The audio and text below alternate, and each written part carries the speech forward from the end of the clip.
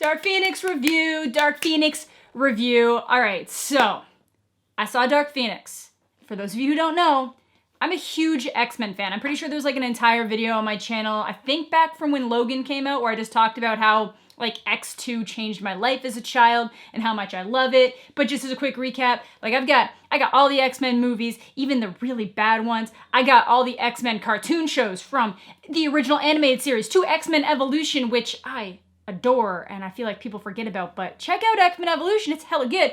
Wolverine and the X-Men, I got that stuff. I even have, like, there was an X-Men anime, I got that too. There's this really cool corner that I'm gonna try to make, like, I'm gonna try to change my recording setup with like a different light, so, cause it's in a corner away from a light source that has these cool Film Noto variants, and like one of them's an X-Men one, so like, I like X-Men, you know? I like X-Men, I like superheroes. For like, the rundown is like my favorite individual hero is Spider-Man. My favorite group is the X-Men. I love them, though MCU's Guardians have worked their way into my heart as a good group too. But I love the X-Men. I've always really resonated with the X-Men. So I've kind of been mixed on this whole Dark Phoenix thing. For one, I was like, this is probably gonna be really bad and shouldn't be happening. Especially like once the like Disney sale finalized, I was like, why is this even still happening? I kind of assumed that they would like hold off on releasing any of these and just put them on like a Disney streaming service to like encourage people to sign up for it. But I get it, you invested that much money in it, you need theatrical investment returns. But the issue with this movie is that it had gone through like multiple rounds of test screenings. All the test screenings had panned out pretty poorly. And then they did like extensive reshoots. I think the entire third act got reshot and changed from being like a space scene to like an Earth scene. So lots of changes in this movie. Then some of the actual like critic reviews started coming out. Not that I completely believe those all the time, especially when it comes to like superhero stuff. And they were all really bad. It's like trending as the worst X-Men movie. So I was going in with lowered expectations. The first major disappointment, not even disappointment, the first anger I've had from like a franchise standpoint of something that I loved was X-Men Origins Wolverine Origins, whatever the hell you want to call it. I even own that piece of shit because I worked at a DVD store at the time, so like I bought it on Blu-ray because it was like super cheap. But I hated it. I hated it, and I was like, there's no way that this is going to be worse than that. But then, you know, the reviews started coming out. So I was like, I tentatively went in, just kind of cautiously went in, and I was almost expecting to have to make a video being like, why are they killing everything that I love? But I don't know if it's because I went in with such lowered expectations or if because I like the X-Men so much that just seeing some of them on screen automatically makes me happy. But I did not hate this movie, and I don't think it's the worst X-Men movie. Maybe it's because I honestly think it's my expectations are so low. So I'm gonna have to make like a video. I think I'm just gonna make a video where I like go through the order of what my favorite X-Men movies are. Like from like there's been 12 X-Men movies in 19 years. The first one came out in 2000.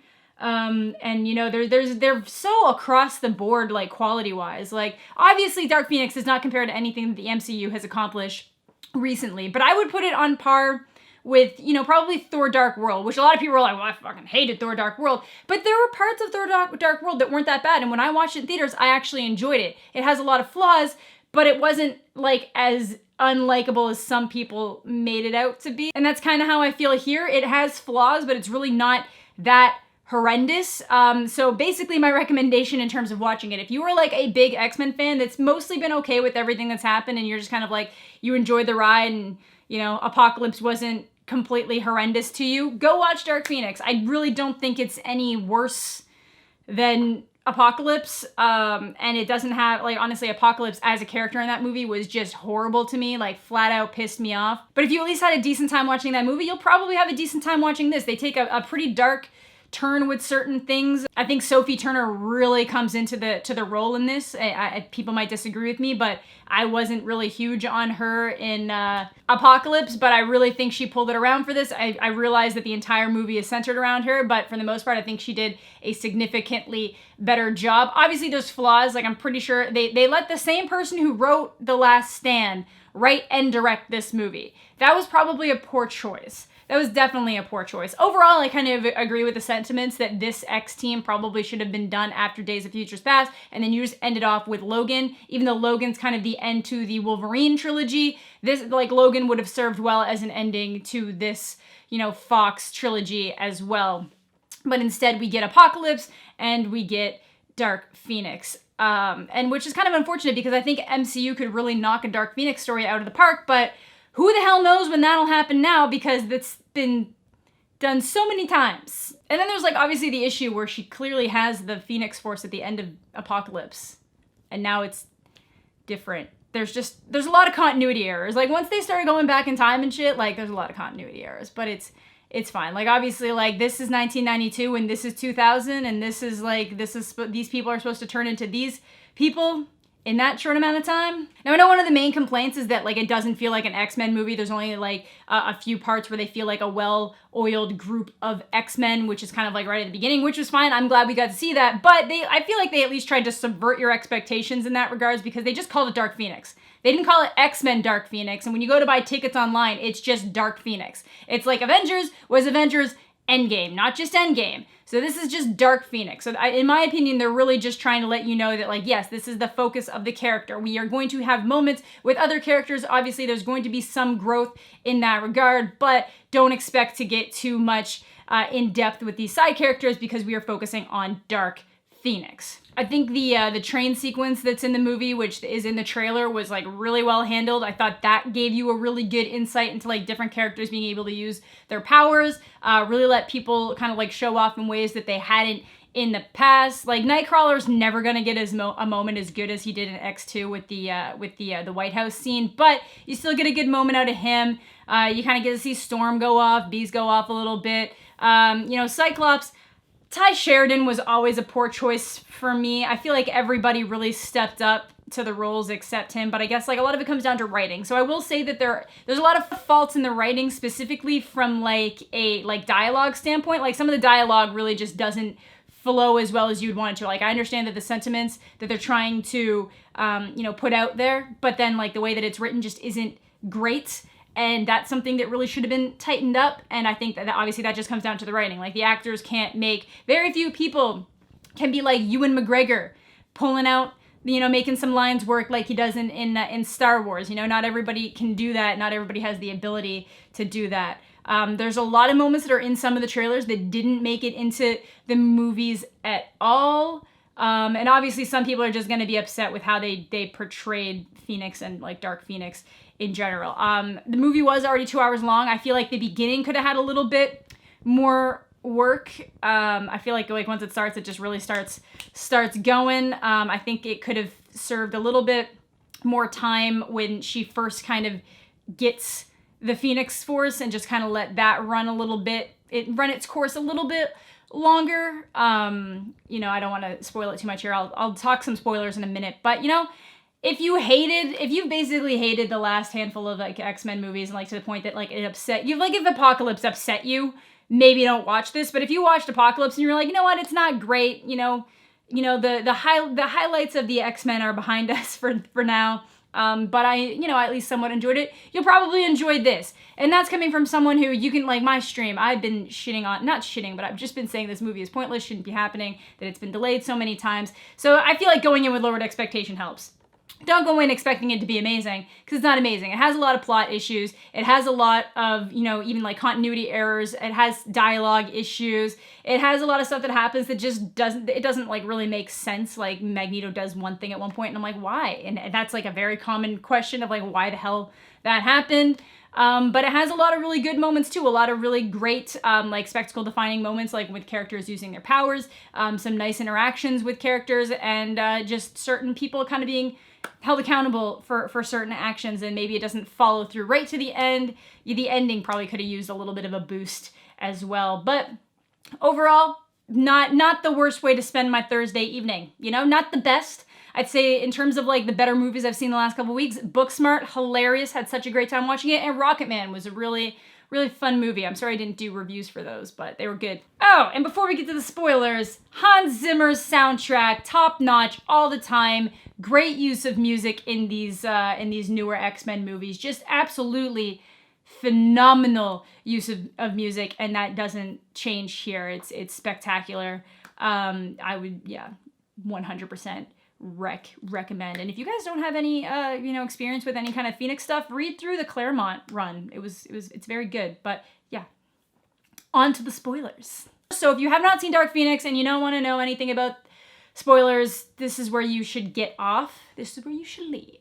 The Dabari side story was kind of phoned in, I find. Like, I understand why they wanted to put that in there, like in the Phoenix Saga run. When Jean is Dark Phoenix, she destroys that planet. And in this, it's just that the Phoenix Force kind of going through the galaxy, consuming things, destroys their planet. And then this race, the like last surviving members of the race, are just hunting it down, trying to like hoist the powers so that they can rebuild their Earth. But they don't really explain their powers. Like, what we know is that they can, shapeshift into other people. I just watched The Thing again recently, so that's just kind of where my mind was. It's like, oh wow, they thinged them.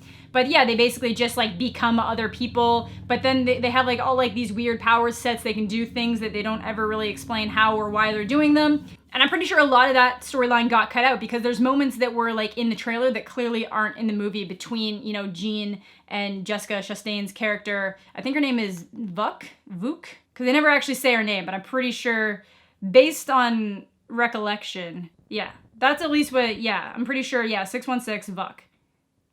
Yeah, that would be my guess, is who she was supposed to be. And they don't fully explain it, and it's just kind of weird. Like, obviously, I guess this force like sought out Jean because it could, sense how powerful she was. Like, all that stuff, I get it, and it makes sense. It doesn't make sense in the continuity of the story considering she had it already at the end of the last movie, but whatever. But yeah, I feel like they probably didn't even need the alien race at all. I get that it was there to add some kind of other big bad so they could flip it around and let Jean do something good, I guess, rather than it just being fighting other mutants and stuff the entire time. But there was probably a better way to introduce them or something. I don't really know. It's hard to say. And, a lot of people take issue with the fact that at the end of the movie, she does kind of flip back from being Dark Phoenix, which, traditionally is not something that happens. Once she's, fully Dark Phoenix, she's fully Dark Phoenix. So that's why I know a lot of people, including myself, in the beginning, it would have been cool to see her have that and use it more, at least a couple missions where she was using it, or at least like one mission where she was using it to save the day, and then have it kind of like flip in where it's kind of like, breaking down those walls that had been put in her head by Xavier, and then it starts kind of manifesting and taking over her emotions and making her like that more evil character. She does, like, some people didn't like it, but there's a scene where she, like Charles is like, you can do anything you put your mind to, and she's like, okay, well, walk over here and tell me. And he's like, I can't do that, and like she like makes him like walk up the stairs. And a lot of people were like, oh, that was funny, but I was like, no man, that was like terrifying. Like, I actually really liked that moment. I thought that was like a really big display of like how kind of like evil she was getting, and then after that is when he kind of gets through to her. And I like the fact that they hold him accountable on multiple occasions, being like, you're basically using us as like a PR team, you're using us as your goal, and you're not putting yourself at risk.